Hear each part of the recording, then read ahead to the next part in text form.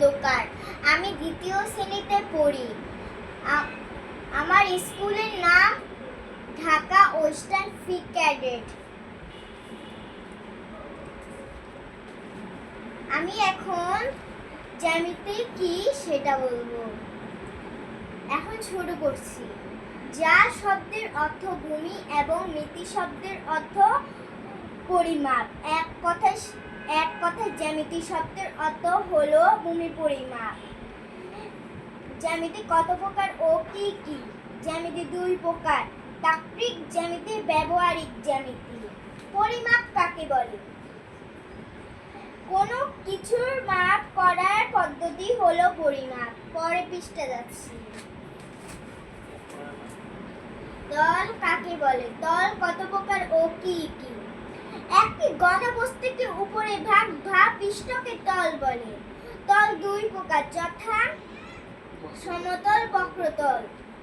রেখা কাকে বলে? বিন্দু চলা পথকে রেখা বলে। রেখা দৈর্ঘ্য আছে কিন্তু প্রস্থ ও উচ্চতা নেই। পরের পৃষ্ঠা যাচ্ছি। রেখা কত প্রকার ও কি কি? রেখা দুই প্রকার, যথা সরল রেখা, বক্ররেখা। সরল রেখা কাকে বলে? যে রেখা চলার পথে দিক পরিবর্তন না করে একই দিকে চলে তাকে সরল রেখা বলে। বক্ররেখা কাকে বলে?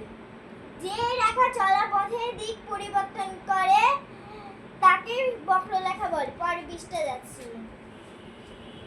দৈর্ঘ্য কাকে বলে? কোনো কিছু লম্বার দিকে দূরত্বকে দৈর্ঘ্য বলে। দৈর্ঘ্য মানে কি? একটা পেন্সিল নিচ্ছি।